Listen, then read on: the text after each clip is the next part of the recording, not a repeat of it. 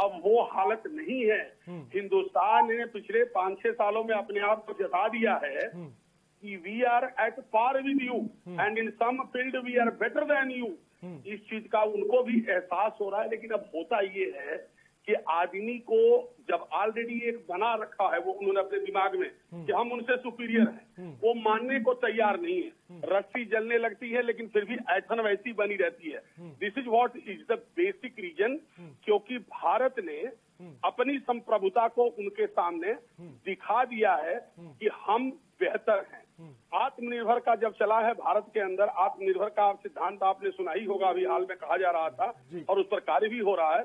तो इसलिए वो छटपटाए और खिसियाई बिल्ली खम्भा नोच रही है, कभी नेपाल के थ्रू, कभी खुद अपने जवानों के थ्रू, कभी ये जो अभी हुआ है गलवान वैली में, लद्दाख वाले एरिया में, ये खिसियाई बिल्ली वाली हरकत है। बाकी बिल्ली में अब ज्यादा दम नहीं है, वो शेर का दहाड़ना अब खत्म हो गया, वो खिसियाई बिल्ली बन के बैठे हुए। ठीक है कर्नल साहब, आप बखूबी चीजों को बहुत गहराई से समझते हैं। अब जैसा चीन ने हरकत करी है, भारत का क्योंकि अहम बैठक इस वक्त चल रही है, आपको क्या लगता है कि भारत का स्टैंड अप क्या होने वाला है?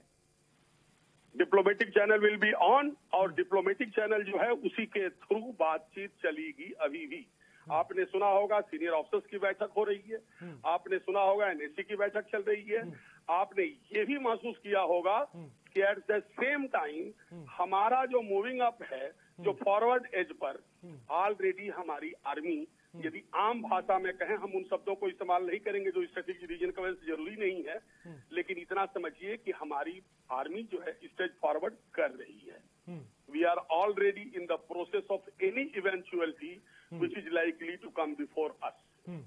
लेकिन एकदम प्रिपेयर्ड हैं, एकदम प्रिपेयर्ड हैं, और दो हाथ करने को हम तैयार हैं। बेशक हम दो हाथ करने को तैयार हैं, बेशक दयाशंकर जी। लेकिन इस बीच अभी थोड़ी देर पहले हमारे साथ रिटायर्ड मेजर आशीष जी जुड़े हुए थे, जहां पर हमने इससे पहले भी देखी और वीडियोस भी दिखाए जहां पर चीनी और भारतीय सैनिकों के बीच झड़प हुई। आपको ऐसा नहीं लगता उस समय हमें मजबूत कदम उठाने की जरूरत थी ताकि कि ये नौबत ना आती? सी, भारत में क्या है, सहिष्णुता हमारा बेसिक कैरेक्टर है, जबकि अनरिलायबिलिटी जो है कैरेक्टरिस्टिक है चाइना की।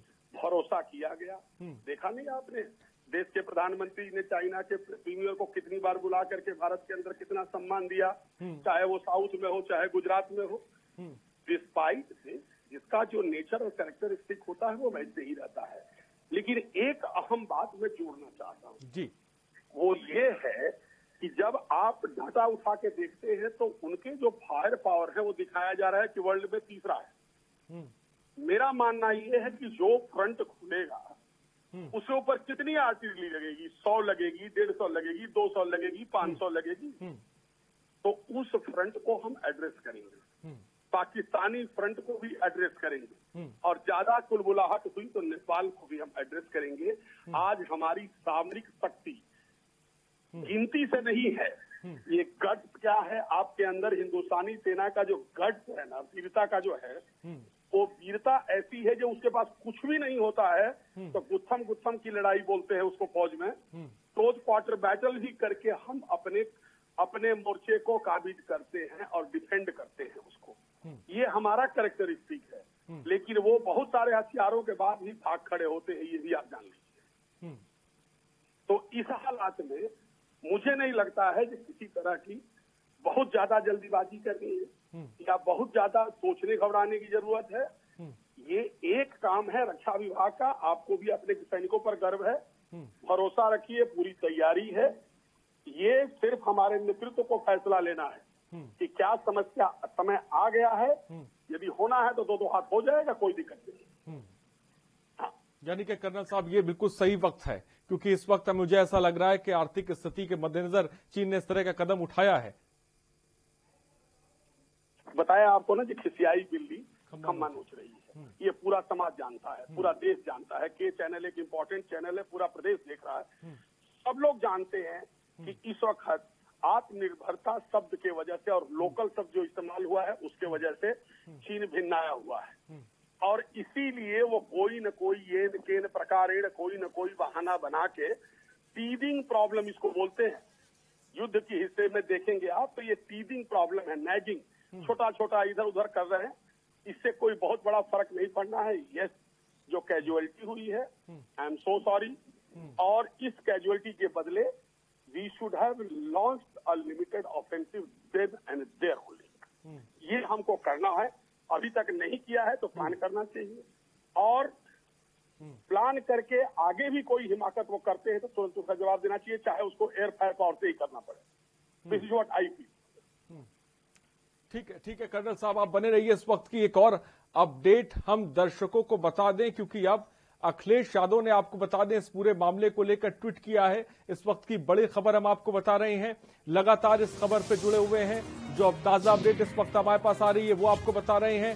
चीन की करतूत पर अखिलेश यादव ने ट्वीट किया है, शहीद हुए जवानों को भावपूर्ण नमन किया है।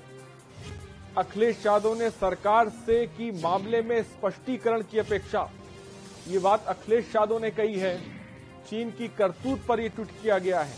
लेकिन इन सबके बीच आपको यह भी बता दें, एक अहम बैठक इस वक्त चल रही है और कुछ ही देर बाद, कुछ घंटों बाद एक अहम प्रेस कॉन्फ्रेंस होने वाली है, जिसमें इस पूरे घटनाक्रम के बारे में रक्षा मंत्रालय है वो अपनी बात रखेगा।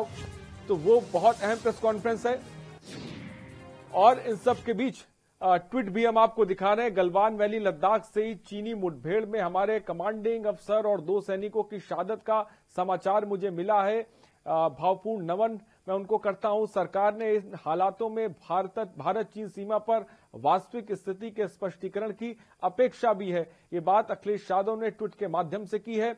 और इन सबके बीच लगातार इस खबर पे हम बने भी हुए हैं। गलवान वैली में जिस तरह की हरकत चीन ने करी है, और ये शायद काफी लंबे वक्त के बाद ऐसा देखने को मिल रहा है, जब स्थिति यहां तक पहुंची है कि हमारे एक अफसर और 2 सैनिकों की, आपको बता दें, इसमें वो शहीद हुए हैं। दोनों देशों के वरिष्ठ सैन्य अफसरों की मौके पर इस वक्त बातचीत चल रही है। सवाल सबसे बड़ा है कि अब बातचीत से चीजें हल हो सकती हैं, क्योंकि भारत और चीन के बीच लगातार बातचीत होती रही है, लेकिन चीन मानने को तैयार ही नहीं था। और ये स्थिति यहां तक पहुंची कि चीन के जो सैनिक हैं वो पीछे हटने को तैयार नहीं थे, और भारतीय सैनिक उन्हें बढ़ने नहीं दे रहे थे, उन्हें पीछे धकेल रहे थे। और वहां पर यह स्थिति इतनी बिगड़ जाती है, जिसमें एक अफसर और 2 सैनिक हमारे शहीद हो जाते हैं। अनूप हमारे संवाददाता इस खबर पे अधिक जानकारी के साथ जुड़ रहे हैं। अनूप, इस वक्त बड़ी खबर जिस पे हम लगातार बने हुए हैं, कर्नल भी जुड़े हमारे साथ, रिटायर्ड मेजर भी जुड़े, जिन्होंने साफ तौर पर बात कही। इन सब के बीच जो देश हमें इस वक्त सुन रहा है और जो क्रोध लोगों में इस वक्त है, मैं उसको बखूबी महसूस कर रहा हूं जब मैं इस खबर को पढ़ रहा हूं, क्योंकि गुस्सा मुझे भी बहुत आ रहा है। सबसे पहले अनूप, क्या कहेंगे आप? देखिए हारिस, वाकई ये बहुत ही शर्मनाक घटना है। जिस तरीके से जो पीठ पीछे छुरा भोगते हैं इस तरीके से, तो वाकई ये बहुत ही दुखद घटना है। इसको लेकर के हर भारतीय के अंदर वो जोश है, वो बदले की भावना है कि किस तरीके से अभी मैंने देखा कि बहुत लोग ट्विटर को फॉलो करने अपनी प्रतिक्रिया